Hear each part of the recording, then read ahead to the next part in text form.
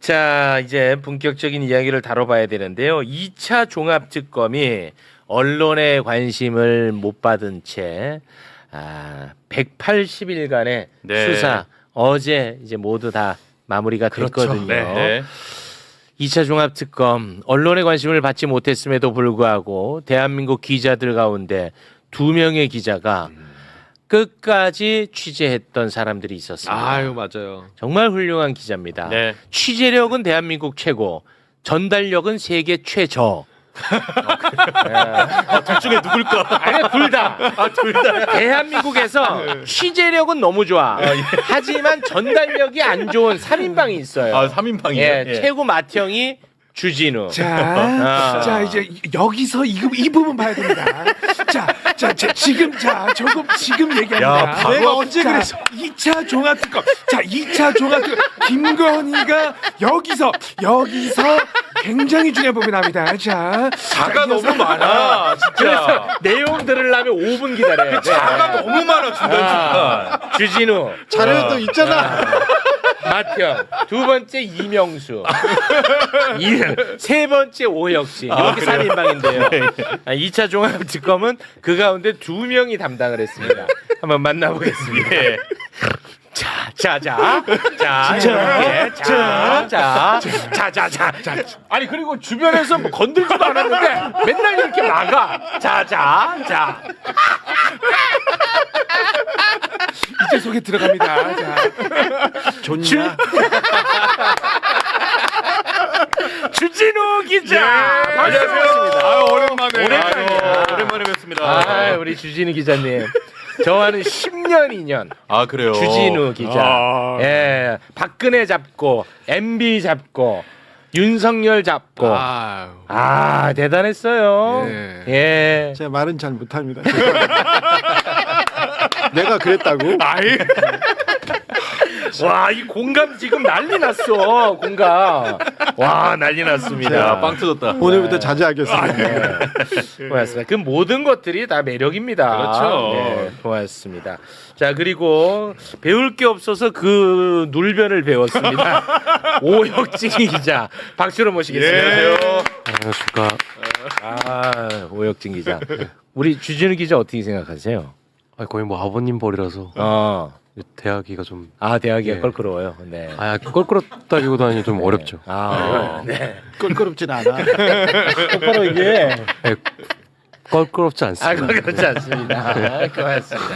근데 진짜 이 두 분만 내가 알기로는 아무튼 네. 2차 종합특검과 관련해서 가장 열심히 취재하고 열심히 보도했던 분들 맞습니다. 네, 그래서 너무 감사하고요. 이제는 뭐 수사가 마무리가 됐으니까 총정리 차원에서 함께 이야기를 나눠보고자 오늘 어렵게 두 분 모셨습니다. 묵사발 내놓고 이제 글로 써드릴게요, 제가. 자, 2차 종합특검 본격적인 내용에 들어가기에 앞서서 윤석열 얘기 잠깐 하고 가겠습니다. 네. 결국은 이제 윤석열의 내란을 2차 종합특검에서 좀 제대로 보자는 취지였으니까 그렇죠. 윤석열 잠깐 이야기하고 가겠습니다. 박성재 재판의 증인으로 윤석열이 나왔는데요. 거기에서 윤석열이가 이 내란과 관련해서 한마디를 했어요. 네. 근데 이 내용을 보면 이 내란에 대해서 진짜 전혀 아직도 반성하지 않습니다. 이 천벌 받아야 됩니다. 소개 부탁드립니다. 우리 정부 공직자 이런 분들을 볼 때 구치소 안에서 지나가면서 보면 가슴이 찢어집니다. 당시에 국가 비상사태라고 생각했기 때문에 법에 따라 순진하게 판단을 했지만 많은 사람들이 생고생 당하는 거 보면서 마음이 찢어집니다. 라고. 예. 근데 이걸 갖고 이제 뭐 일부 언론에서는 윤석열이 계엄에 대해서 좀 후회하는 듯한 발언을 했다. 이렇게 표현을 하는데 전혀 아닙니다. 자, 보십시오. 아니지. 이게 뭐냐면 올려주세요. 이 발언은 뭐냐면 지금 억울하게 당하고 있다는 거야. 내 정부 사람들이 나는 이게 문제가 있어서 나는 비상계엄을 했어. 근데 지금 다 탄압받고 있다는 거야. 생고생. 생고생. 법에 따라 순진하게 판단을 했다는. 이거 후회하는 발언 절대 아닙니다. 예. 윤석열이 천벌받아야 됩니다. 후회할 사람도 예. 아니고. 법에 따라 순진하게 판단했다. 자기는 법적 테두리에서 계속 얘기했다는 얘기를 하는데 순진하게 판단. 누군가 시키는 대로 순진하게 결정했다. 이렇게 보는 게 맞는 것 같습니다.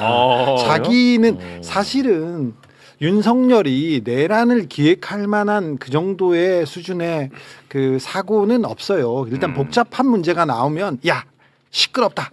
술이나 먹자 이렇게 넘어가는 사람인데 네. 지금 군과 그 검찰 그리고 국정원 그리고 정부 조직이 다 움직였습니다. 최성목한테 문건을 주지 않습니까? 그 네. 내용을 다 부인하고 있는데 순진하게 판단했다. 누가 결정해 준 거를 순진하게 따랐다가 이렇게 됐다. 이렇게 저는 보이더라고요. 그 혼자 결정했을까? 이번 특검에서 윤석열 말고 윤석열 진짜 내란의 기획자들이 조금 나온 것 같아요. 그래서 저는 특검의 의미를 거기서부터 출발해야 된다고 생각합니다. 알겠습니다. 자, 그러면 자연스럽게 2차 종합특검 이야기로 넘어가 보겠습니다. 180일 동안 이제 수사를 했고 마쳤는데요. 윤석열, 김건희 등 58명을 기소를 예. 했습니다. 뭐 간단하게 특검이 이제 또 소회를 밝혔는데 잠깐 그 부분 영상으로 보고 오겠습니다.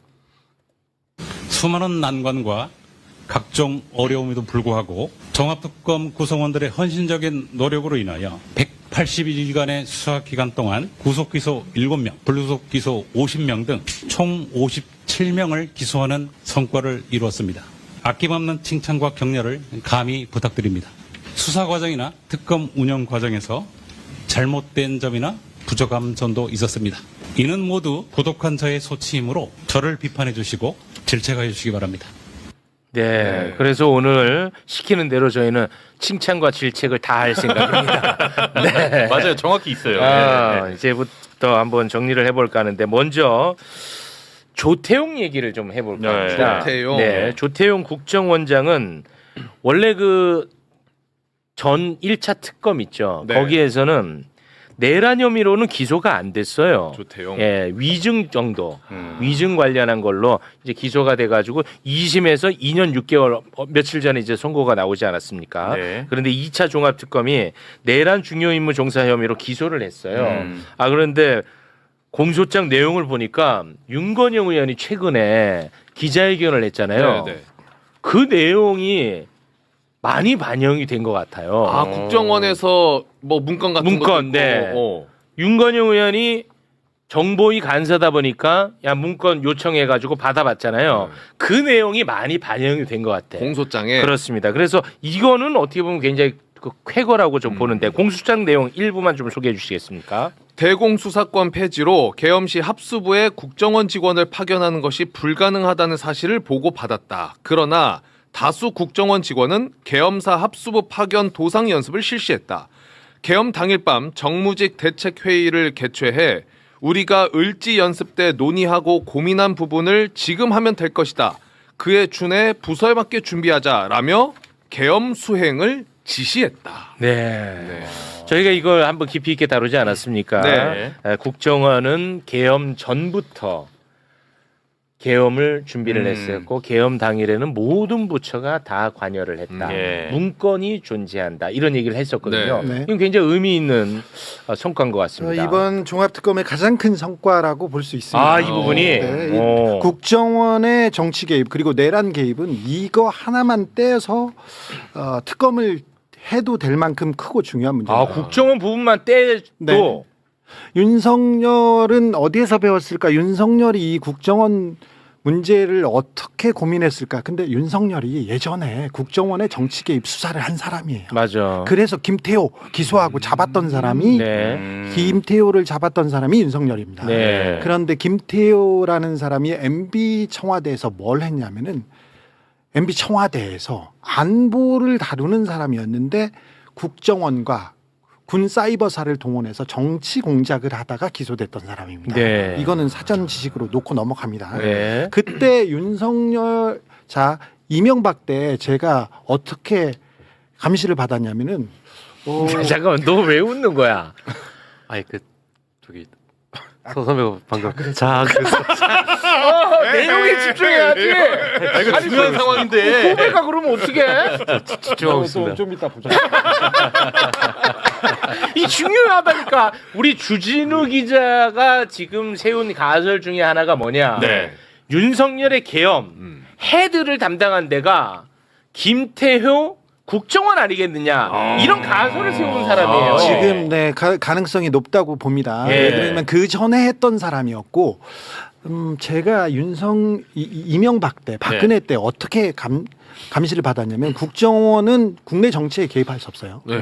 그리고 개입할 수 없고 문건을 만들 수도 없습니다. 민간인 사찰입니다. 맞아요. 그러면 어떻게 그냥 모자를 씌우냐면은 저 사람이 종북 좌파다. 맞아. 근거도 위의 없이. 세력이다. 그렇지. 그렇죠. 대공 혐의점이 있다. 예. 이렇게 만들고 맞아. 그래서 조사를 하는 겁니다. 네. 근데 이 부분이 이렇게 사라졌어요. 그런 오늘 명진 스님 입적 그 연결식이 있었지만 명진 스님도 정권을 비판하자 대공 혐의점이 있다고 그 국정원의 사찰을 받았습니다.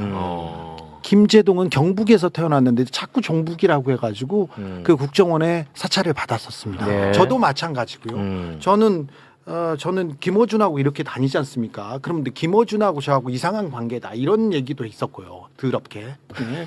그러면 그런 보고서를 국정원에서 써서 올려요.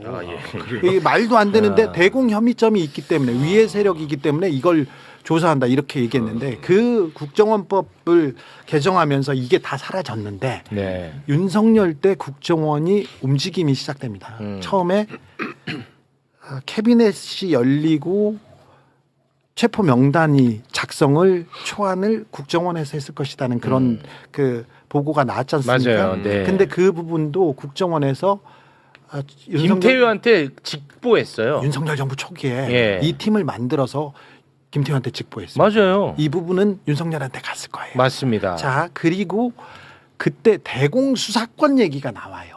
맞아. 을지훈련 때, 야, 계엄 때 어찌 국정원이 움직일 수 있냐? 국정원은 국정원법상 못 움직입니다. 그런데 대공 수사권이 생긴다면 대통령이 그런 지시를 내린다면 살아날 수 있어요. 그걸 준비를 해놓은 거예요. 그렇지. 준비를 해놓은 거예요. 그래서 계엄 당일에 윤석열이가 홍장원 차장한테 그 얘기를 하잖아. 그렇죠. 내가 잘 알지. 그렇지. 나 이해도가 높은 사람이야. 그렇네. 나는 이거 중요하게 보는 사람입니다. 알았어. 국정원 부분. 그게 중요해. 자, 그러니까 그렇지. 국정원이 계엄에 그 관여할 가능성, 대공수사 그리고 민간인 캐비넷 이런 걸 준비를 해놓고 움직인 겁니다. 그렇지. 그리고 내란 당일날 국정원은 텔레비전 보고 알았어요 이렇게 말을 했지만 그렇지. 사실은 계엄하자마자 국정원 직원들이 다 출근합니다. 그렇지. 거의 많은 부서에서 막 한 부서에서는 130명 거의 다 출근을 해요. 맞아. 그리고 계엄을 10시 반 그래서 11시 가까운 시간에 선포를 했는데 11시 10분 넘어서부터 보고서가 막 올라와요. 그렇게 빨리. 그러니까 이 사람들이 그러면 출근하면서 머릿속에 해가지고 졌다고? 그럴 수가 없지. 그렇죠. 그 보고서가 하나씩 둘씩 나왔는데 그 중에 하나가 윤건영 의원께서 공개한 보고서입니다. 네. 이번 종합특검은 국정원 직원들 몇 명이서 한 7, 8명이 직접 파견 나와서 저 구석방에서 자기네들끼리만 수사를 계속했어요. 내부도 모르게. 그러면서 누가 움직였고 언제부터 나왔고 그러면서 이 쾌거야. 문건을 몇 개 공개했는데 그 내용만 보면 국정원이 이 계엄의 컨트롤 타워 기획자였을 가능성이 높다. 그리고 국정원에서 대통령실로 윤석열한테 보고하는 길에 가장 중요한데 김태효가 있었다. 네. 아, 굉장히 이거 엄청난 쾌거. 이거는 1차 특검에서는 이걸 다 놓치고 있었거든요. 네, 다루지 못했죠. 이거는 굉장히 쾌거. 이거는 칭찬받아 마땅하다. 네. 어떻습니까? 그 방금 선배가 말씀하신 내용 중에서 중간에 제가 하나 말씀드리고 싶은 게 하나 있는데 2022년 5월부터 그렇게 뭐 국정원 내부에 약간 정치 공작이 시작된 건 맞거든요. 근데 그때 이제 김규현 원장 시절이에요. 그때 이제 비서실장이었던 이미 이름이 공개가 된 적이 있으니 그냥 말씀드리면 대북 방첩 센터장이었던 사람이 있습니다. 김준영이라고. 이 사람이 내부에서 인사 파동으로 이제 사고 쳐서 이제 잘립니다. 그러다가 2024년 초에 방첩국장으로 신임으로 누가 오냐면 그 용산에서 근무하던 애가 들어갑니다. 대통령실. 네. 그러니까 대통령실에서 근무하던 사람이 갑자기 국정원 방첩국장이 돼요. 이 사람이 그 김규현 전 원장 시절부터 이어지던 그 민간인 사찰이라던가 이게 망가지면 안 되니까 이 틀을 잡아가지고 계속 이행하려고 대통령실에서 꽂은 겁니다. 이 사람이 지속적으로 이제 김태효 급이 2차 장사나 정보현안 대응팀에다가 보고를 했고 그거를 이제 그 팀이 계속 대북 방첩센터에서 방첩단에서 현안 TF에서 계속 이어진 겁니다. 근데 이게 제일 특이했던 게 이 TF 조직이 국정사상 처음으로 되게 특이하게 만들어진 게 1차장이나 2차장 산하가 연합된 조직이에요. 이런 사례가 없습니다. 그러니까 민간인 사찰을 뭐 대북이랑 방첩이랑 서로 분리가 되어 있는 조직인데 합쳐가지고 적극적으로 했다고 볼 수밖에 없죠. 네. 1차장은 홍장원 차장이고 1차장은 해외 공작 그러니까 해외. 해외 정보를 이렇게 담당하는 분인데 그런데 이 팀을 꾸리는데 그리고 그 정보 보고하는데 청와대와 그러니까 대통령실과 국정원의 라인이 누구였냐 거기에 계속해서 겹치는 이름이 홍장원 차장이라고 이 종합특검팀에서 판단하고 있다는 거죠? 수사에서는 그렇게 판단합니다. 두 가지 재밌는 점이 있는데 이제 이해가 높으니까 여기까지 얘기하죠. HID 요원 오혁진이 계속 수사. HID 요원이 대통령실에 있네. 이 사람은 김태호 소속도 아닌데 김태호한테 계속 보고하네. 여기까지 나왔잖아요. 2차장 밑에 있는데 김태효 1차장한테 보고했어. HID 소속 사람이 대통령실에 간 적이 없어요 지금껏. 그래서 거기로 보내려고 국정원에 한번 보내죠. 네. 국정원에 있다가 음. 국정원 어느 팀에 있었어? 비서실 공작특보로 있습니다. 자 거기 거기에 있다가 차관급으로 간다고. 자, 나 잘 알지. 이 공부를 많이 했네. 공부 많이 했어. 이게 왜냐면 나는 본질이라고 보거든요. 자 그리고는 대통령실에 갔죠. 그렇죠. 이 사람의 동선을 좀 봐야 되고 두 번째로는 해외 공작금을 해외 공적금. 국정원의 해외 공작금을 대통령실 김태호가 썼어요. 그 부분을 쫓아가다 보면 명확하게 국정원법 위반이라는 게 나올 겁니다. 지금 이제 저 종합특검에서 발표를 하자마자 국정원에서 대대적 감찰을 하겠다고 얘기하기 시작했는데 네.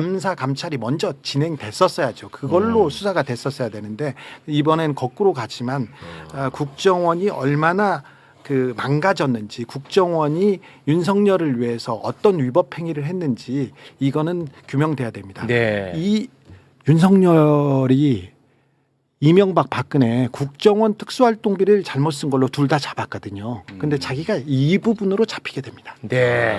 아직 남아 있습니다. 남아 있습니다. 자, 좀 전에 이제 홍장원 차장 이름을 언급을 하지 않았습니까? 네. 근데 이제 홍장원 차장 같은 경우는 이제 탄핵 국면 그리고 내란 청산 국면에서 많은 공을 세운 인물이라서 네. 여기에 대한 판단이 굉장히 많이 갈리고 있죠. 기소가 됐는데 누구는 좀 더 지켜보자는 사람도 있고 누구는 이런 거 기소하면은 앞으로 어떻게 하려고 그러냐라고 하는 사람도 있고 누가 협조하려고 하겠냐. 이건 기소해야 다음에 애초에 내란이 터졌을 때 가담하지 않는다 이렇게 생각하는 사람도 있는데요. 이런 논란에 대해서 2차 종합특검 내부에서도 있었던 것 같아요. 네, 그렇습니다. 서로 이견이 있었던 것 같아요. 근데 그 이견을 총정리한 사람은 아마 특검이 아닌가 싶어요. 네. 그래서 직접 이것과 관련해서 이야기를 합니다. 네네. 그 부분 잠깐 들어보겠습니다. 일부 피고인 중에 수사와 재판에 협조했고 탄핵 심판에 결정적 기여를 했던 몇몇 관련자들이 기소가 돼서 언론이 좀 시끄러운 것 같은데 수사와 재판에 협조했던 공을 참작해서 어느 정도 형을 정할 것인가 이것은 법원이 판단할 문제지 수사기관이 판단할 문제가 아닙니다. 최소한 여러분들은 1심 판결 때까지 좀 중립을 지키고 기다려주세요. 네. 판단이 어렵다. 판단을 좀 지켜보고 내리시면 어떻겠느냐 이런 이제 당부의 말까지 했습니다. 홍장원 차장을 기소한다고 했을 때 제가 똑같은 질문을 했었어요. 공이 명확한데 저 사람의 입을 막으면 주변 사람들도 특검 수사에 도움을 주지 못할 가능성이 있다. 왜 거기까지 가느냐 얘기를 했는데 조성현 대령보다 홍장원 차장은 그 내란에 기여한 바가 크다. 그리고 내란이 끝나고 나서도 계속 김태효와 함께 여러 가지 정리를 위해서 움직였던 측면이 있기 때문에 만약에 공소장이 보여지고 그리고 재판 과정에 증거들이 나오면 국민들이 판단할 것이다 네, 생각한다고 합니다. 알겠습니다. 이 부분에 대해서는 우리보다 더 고민을 했던 것은 분명해 보입니다. 예. 이 건과 관련해서는 우리 주진우 기자는 조금 전에 본인 의견을 밝히지 네. 않았습니까? 네. 내가 취재해 보니까 내란 혐의점이 조금 분명해 보이는 것 같더라라는 입장인데 반면에 또 우리 후배 기자님은 이거는 무리한 기소다 이런 또 입장이거든요. 의견이 다르구나. 저는 이런 걸 참 좋아합니다. 아, 왜 말해? 그러니까 저는 그 홍장호 차장 관련해가지고 진술서 몇 개를 좀 봤거든요. 네. 뭐 안보수사국장이라던가 아니면 뭐 방첩국장이라던가. 근데 제가 말씀드렸던 그 방첩국장이 대통령실에서 꽂은 사람이에요. 윤석열 정부 때. 그러니까 홍장원이라는 사람에 대해서 감정이 좋을 수가 없는 사람이에요. 실제로 좋지 않은 진술도 몇 개 했었고 그리고 안보수사국장의 저 이름도 알고 한번 연락도 드렸던 분인데 홍장원 차장이 일면식이 없는 사람입니다. 근데 진술을 해보니까 제가 보기에는 이거 허위 진술 아닌가라는 생각이 들 수밖에 없는 거예요. 홍장원에게 불리한 진술인데 그건 만들어진 것 아니냐? 네네네. 감정에 의해서. 네네. 그래서 약간 종합특검에서 플리바게닝식으로 이제 진술을 좀 잘 이끌어내가지고 그렇게 좀 수사를 했던 부분이 아닌가라고 저는 생각을 하는데 네. 물론 저보다 이제 선배님께서 더 수사를 취재를 더 잘하시다 보니까 아니야. 어쨌든 저는 그렇게 항상 생각을 그렇지는 합니다. 않아. 그러면 사안에 따라 다를 그렇습니다. 수 있죠. 예. 네. 우리는 이거 두 목소리를 다 담았기 때문에 이게 참 중립적으로 잘 담았습니다. 네. 요거는 뭐 계속 이제 반복되는 이야기니까 맞아요. 이 정도로 정리를 하고요. 아니 왜냐하면 안보위의 세력 명단 관련해서도 그 팀이 만들어지고 팀이 다시 해체했다가 다시 새로운 사람들이 편입되는 과정에서 홍장원 차장이랑 연결고리가 없어요. 부서랑도 전 상관이 없고 처음에 만들어질 때는 홍장원 차장이 지시했다고 하죠. 그 현안 TF 네. 그리고 2011월 그 직무대리 시절에 말씀하신 싸우는 건데 분위기로 갑니다. 내란 때 캐비넷이 열리고 인사 파일, 조난 파일들이 열려서 이 사람들을 위해 세력이 이 사람들을 체포해야 된다. 여기까지 움직인 거는 분명히 보여서 내란 당시 국정원의 움직임에 대해서는 면밀하게 쳐다봐야 됩니다. 그래야 네. 다음번에 이 생각을 하는 사람들이 절대 움직이지 못하도록 하는 그 선례를 만들 수 있습니다. 알겠습니다. 그럼 분명한 거는 아마 이제 사법부에서 네. 유죄를 예를 들어서 선고하더라도 정상 참작은 될 것 같아. 그렇습니다. 예, 그거는 동의하시죠? 내란 그 이후에 대통령을 탄핵하는 과정에서 홍장원 결정적인 차장의 역할을 했거든요. 큰 역할은 맞아요. 부인할 수 그렇습니다. 없죠. 예. 영웅적 역할이었습니다. 그렇습니다. 네.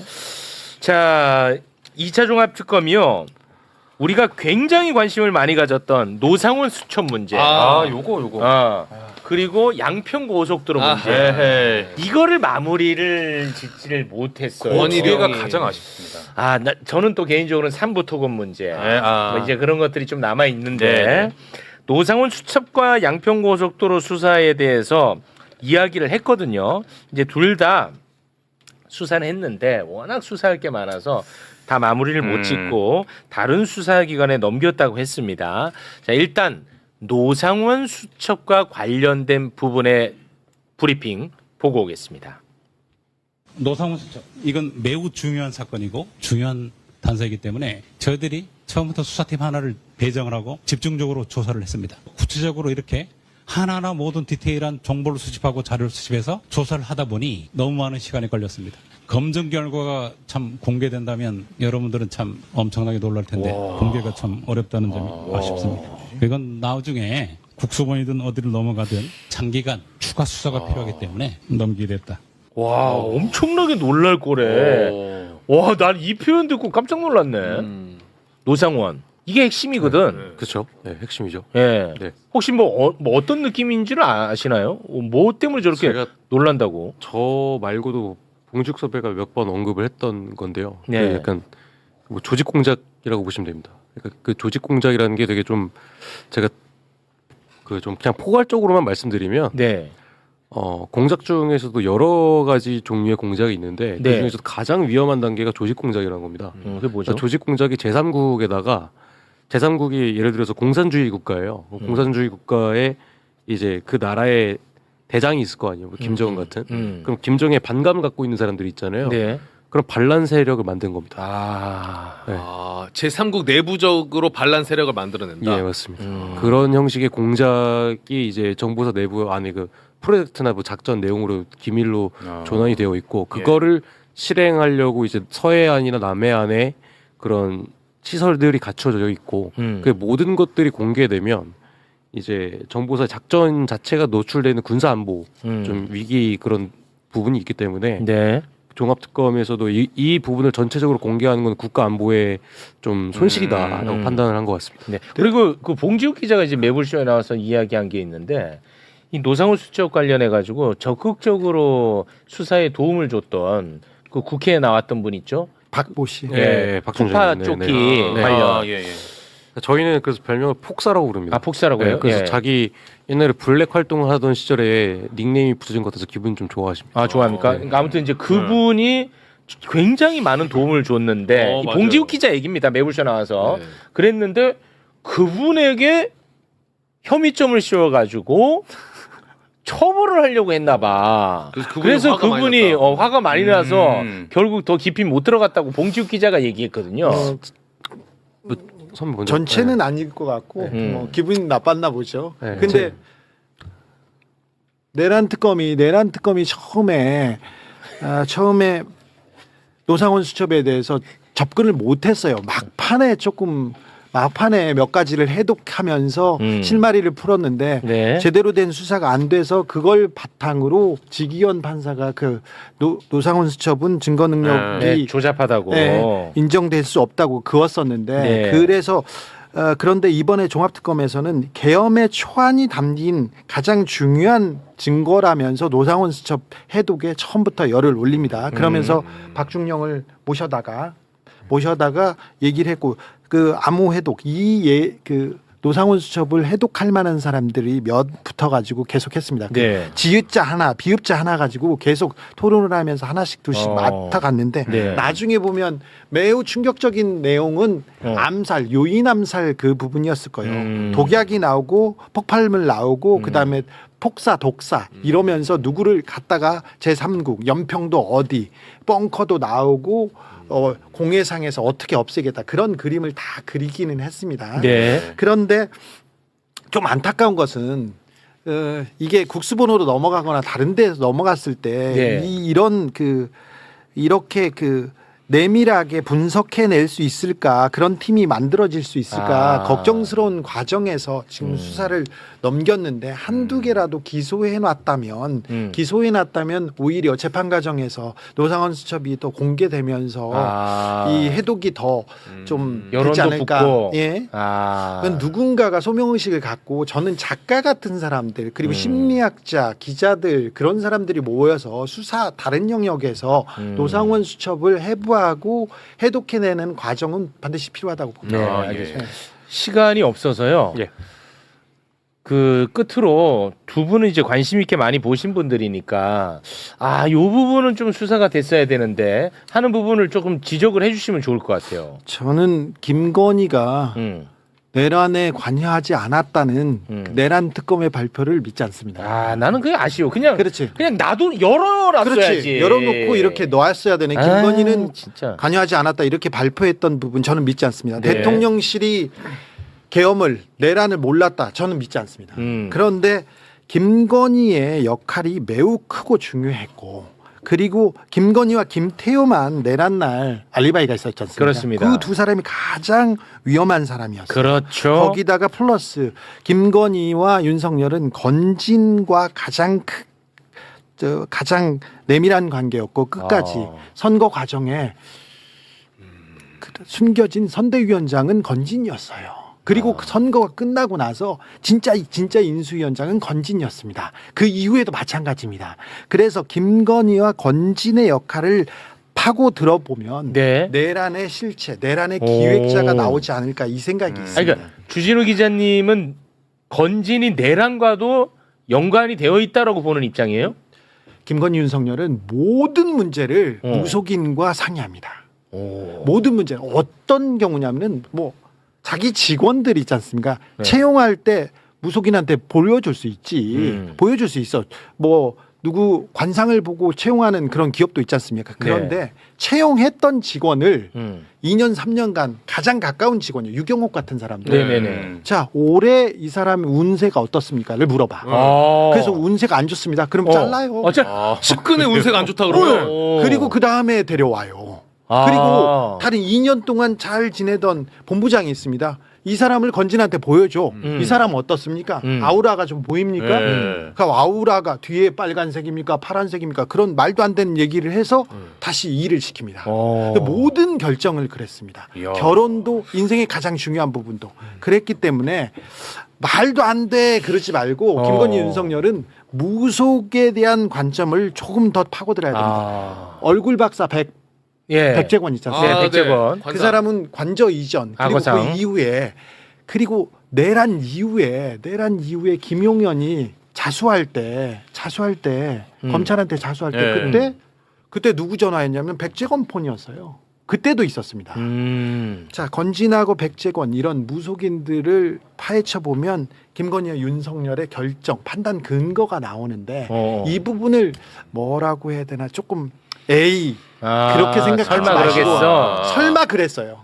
그러면은 종합특검은 그 부분에 대해서는 일절 보지 않았어요? 잘 보지 않았어요. 일절 안 근데 김건희 특검과 내란 특검도 처음에는 좀 들여다봤어요. 네. 그런데 보지 않았는데 가장 중요한 결정은 다 그 사람 속에서 있다. 지금 김건희가 감옥에서 감옥에서도 그런 분들하고 이렇게 소통해요? 소통합니다. 그럼 팩트예요? 팩트죠. 내가 팩트한 얘기는 한 적이 있어. 근데 자꾸 꿈 얘기로 얘기합니다. 꿈 얘기.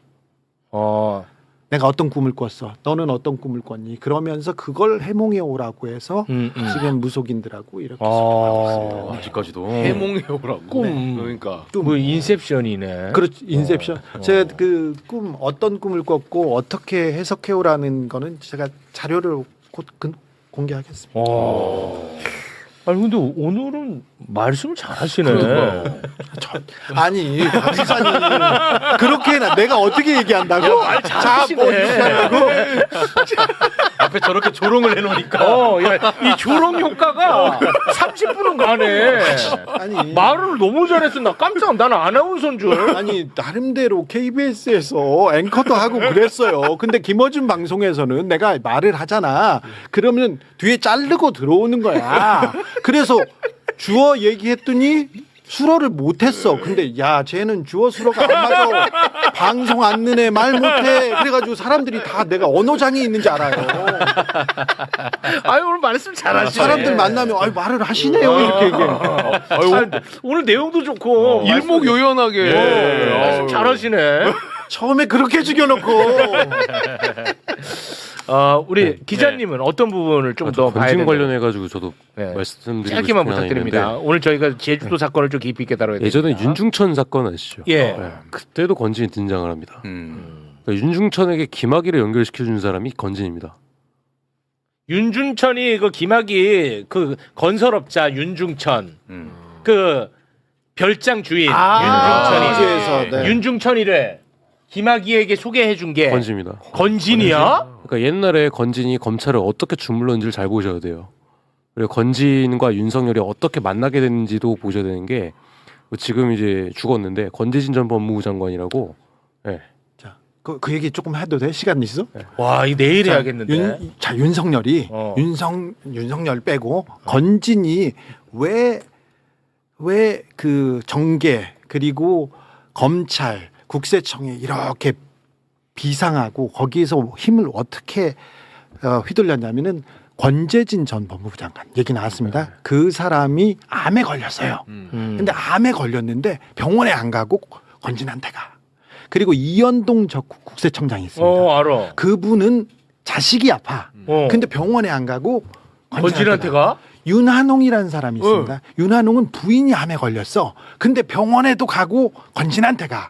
자, 잘 보십시오. 국세청 그리고 윤한홍은 뭐 행정관료였고. 근데 윤한홍은 지금 윤핵관이야. 의원이 괜찮겠어요? 괜찮아. 다 알고 있지. 다 돼 있어. 자, 권재진 요렇게 그 사람들을 아픈 사람들을 데리고 있어요. 데리고 있어. 그리고 국정원에 굉장히 높은 사람의 자식이 아파. 그럼 그 사람을 케어해주면서 그 사람들 권재진과 이현동과 윤한홍 그 사람들의 사랑방이 역삼동 그 아크로비스타? 아니 역삼동의 저 건진법사의 법당입니다. 아 법당. 네, 건진법사 법당은 원래 전경환 그러니까 전두환의 형이 있지 않습니까? 그 형제의 집이었는데 그거를 임차해서 쓰면서 내가 이런 관계다 하면서 TK 그리고 권력층의 매우 높은 사람들하고 교류하면서 거기에 이제 검사들이 국세청에 있는 사람 다른 사람들이 드나듭니다. 그래. 거기에 드나들던 사람이 김건희였고 윤석열도 따라간 거죠. 건지는 그냥 보통 사람이 아니네. 건진이 보통 사람이 아닙니다. 근데 자기 앞은 아무것도 몰라. 자기 앞은 아무것도 몰라가지고 이 사람이 경마에 빠져가지고 재산을 탕진하거든요. 그런데 건진이 하루 자기 앞을 보면 잘 맞춰야 될 거 아니야. 몇 번 마가 1등 하는지 알아야 될 거. 돈 주고 다른 데 정보지 사고 있더라고. 근데 계속 잃어요. 진짜야. 내가 그 자료 가져올게. 그 다음에 건진 얘기 중요해. 그렇지. 건진 얘기 중요하다니까. 과천 많이 갔겠네. 그러니까 주진우 기자의 취재 결과 건지는 그야말로 핵심 인물로 보시는 거군요. 그렇습니다. 내란도 역시 핵심 인물로 보시는 그럴 겁니다. 거라고 보입니다. 알겠습니다. 김태효와 건진은 매우 중요한 사람이기 때문에 여기를 더 수사해야 된다. 내란의 본질을 그거를 마치 무슨 허황된 이야기인 것처럼 받아들이지 말고 이거를 한번 좀 수사를 해보는 게 어떻겠느냐가 핵심입니다. 건지는 다 아는데 3번마의 속도는 모른다. 4번마 속도는 몰라요. 몰라. 예, 알겠습니다. 야, 오늘 잘 모셨네. 말씀을 참 잘하시네. 말씀을 잘하셔.